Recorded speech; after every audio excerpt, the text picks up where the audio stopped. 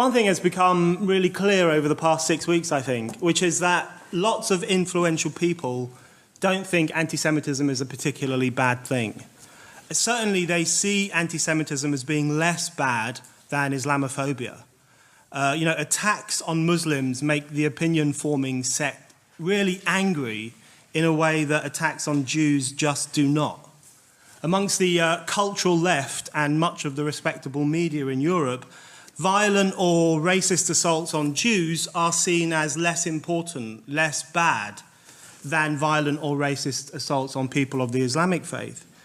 And you could really see this, I think, around the terrible Chapel Hill shootings in America, where 3 Muslims were killed by some crazy Richard Dawkins fan, allegedly. And very quickly, the liberal Twitter sphere and the commentariat went into overdrive, and they were demanding to know where were all the articles condemning these killings and highlighting the vulnerability of Muslims in the West.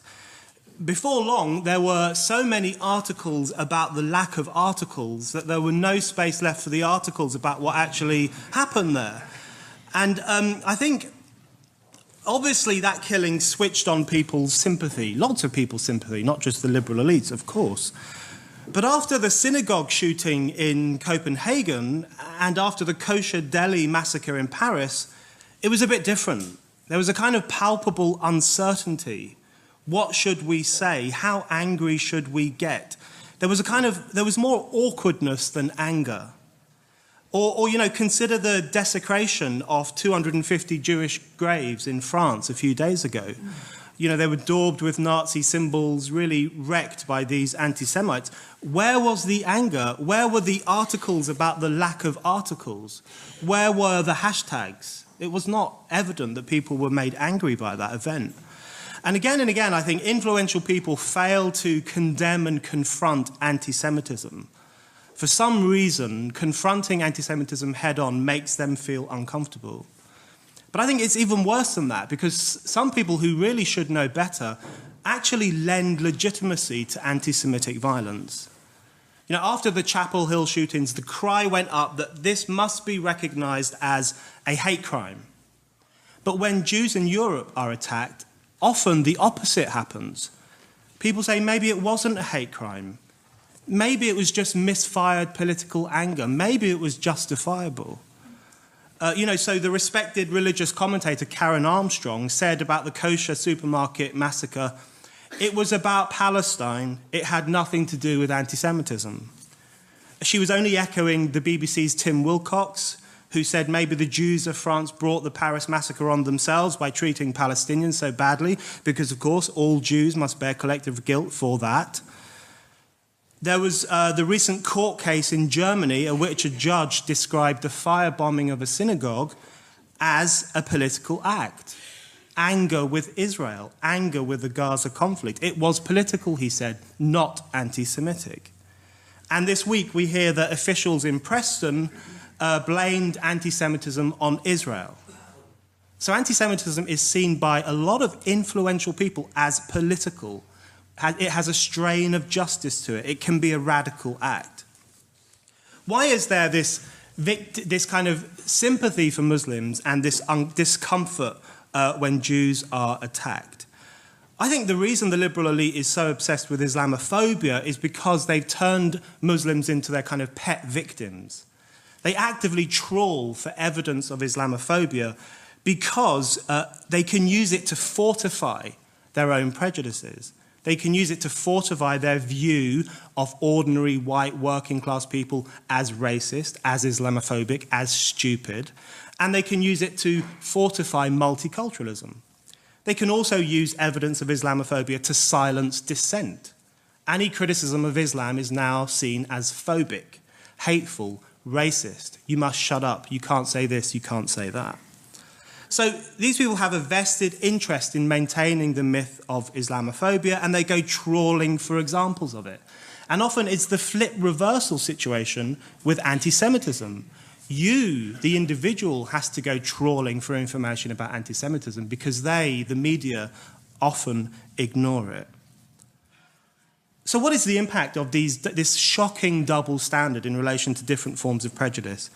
I think it has a devastating impact. I think the inability of the liberal elite to confront anti-Semitism creates the space for more anti-Semitism. Because when the media and the cultural elites fail to confront anti-Semitism and actually even apologize for it, they give the green light to anti-Semites. I think it's really European society's acquiescence to anti-Semitism that is the key problem that we face, because they send the message that actually it's not that bad to attack Jews. It's kind of understandable. It's related to Israel and blah, blah, blah. What can we do about this? Just finally, I want to throw out a few ideas.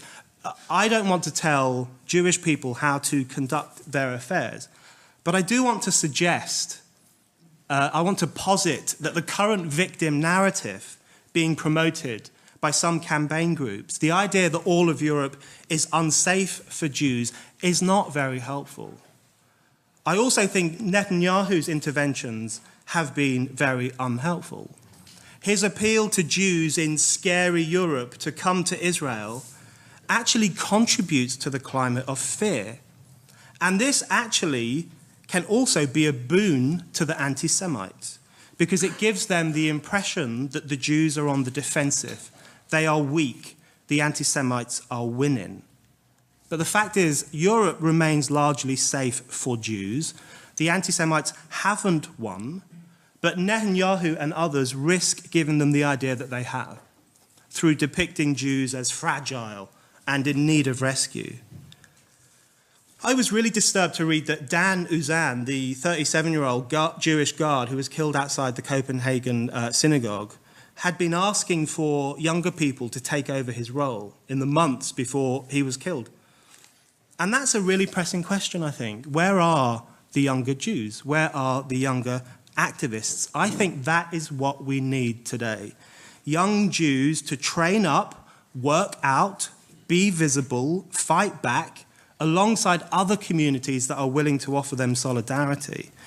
We need Jewish muscle to show that the anti-Semites aren't winning and that Jews actually have a long and fruitful future in Europe.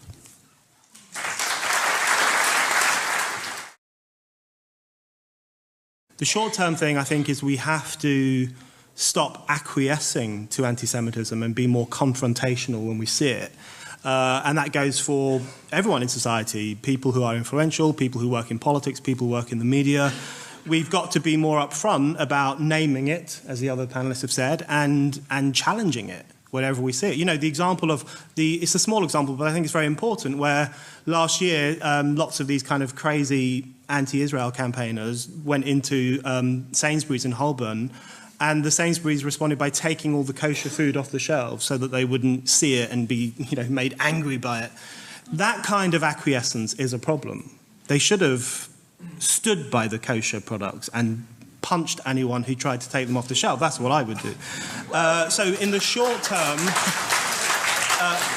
in the short term, we need to stop acquiescing to anti-Semitism and challenge it. In the longer term, I think it's a bit more complicated, but I think we need to talk about what are European values, and we need to talk about Enlightenment values and the values of freedom and tolerance and justice and democracy, and the fact that these are what define our societies. Because I think a lot of radical Islam in Europe is actually ignited by the unwillingness of European societies themselves to stand up for their own traditions and their own values. And what you do, when you do that, when you live in a society, like, for example, Obama the other day saying, stop having a go at these Islamist people because we did the same 80 years ago, and we did the same in the Inquisition.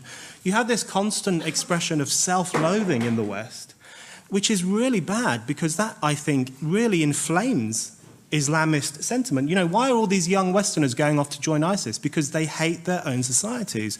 Why do they hate their own societies? Yeah, it might be because they watched an ISIS video in which some finger-wagging imam told them to hate their societies. Or it could be because they've grown up in societies that refuse to teach them the values of their societies, which in schools that don't tell them that the West and the Enlightenment are good things, in universities at which being pro-Enlightenment is basically racism. They've grown up in societies that educate them to hate their own societies. a lot of the time their parents and their grandparents are actually quite moderate, and a lot of them wear Western dress. It tends to be the younger generations who wear foreign dress and who adopt these kind of very foreign and often quite backward ideas. So I think the problem is here at home, actually, and the failure of Britain in this case to integrate immigrants in a convincing way. And I think we should put more effort, and that's because I think Britain no longer knows what it stands for. And so you can't welcome immigrants if you don't know what you stand for, because when they come, like where I come from, this small place in North London called Burntoke, it's surrounded by Jewish areas.